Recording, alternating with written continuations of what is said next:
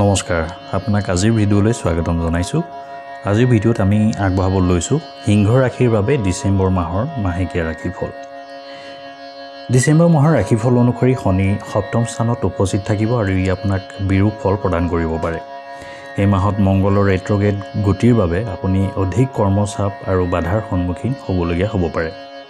কঠোৰ পৰিশ্ৰম কৰাৰ পিছতো আপুনি আপোনাৰ কৰ্মত সন্তুষ্টিৰ অভাৱ অনুভৱ কৰিব পাৰে।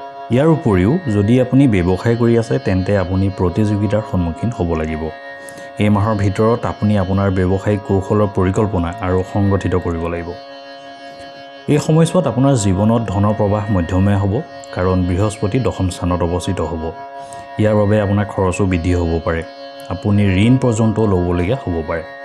যদি আপুনি আপোনাৰ চাকৰিত কোনো সুবিধা বা পদোন্নতিৰ আশা কৰিছে তেন্তে এই মাহত আপুনি হতাশাৰ সন্মুখীন হ'বলগীয়া হ'ব পাৰে। যদি আপুনি ব্যৱসায় কৰি আছে তেন্তে আপুনি মধ্যমীয়া লাভ পাব, আৰু যদি আপোনাৰ লক্ষ্য অধিক লাভ কৰা হয় তেন্তে আপোনাৰ ব্যৱসায়ত কৌশল সলনি কৰাৰ প্ৰয়োজন হ'ব, আৰু অধিক লাভ কৰিবলৈ আপোনাৰ ব্যৱসায়িক কাৰ্যকলাপ সুশৃংখলিত কৰাৰ প্ৰয়োজন হ'ব। প্ৰেম আৰু বিবাহিত জীৱনে বিশেষ ফলপ্ৰসূতাৰ ইংগিত দিয়া নাই, কাৰণ এই সময়ছোৱাত বৃহস্পতি আপোনাৰ দশম স্থানত অৱস্থিত হ'ব।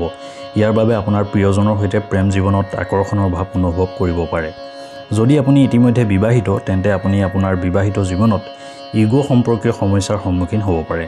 এই সময়ছোৱাত যদি আপুনি বিবাহপাশত আবদ্ধ হয় তেন্তে আপোনাৰ পত্নীৰ সৈতে বা আপোনাৰ স্বামীৰ সৈতে আপোনাৰ সম্পৰ্ক ভাল নহ'বও পাৰে।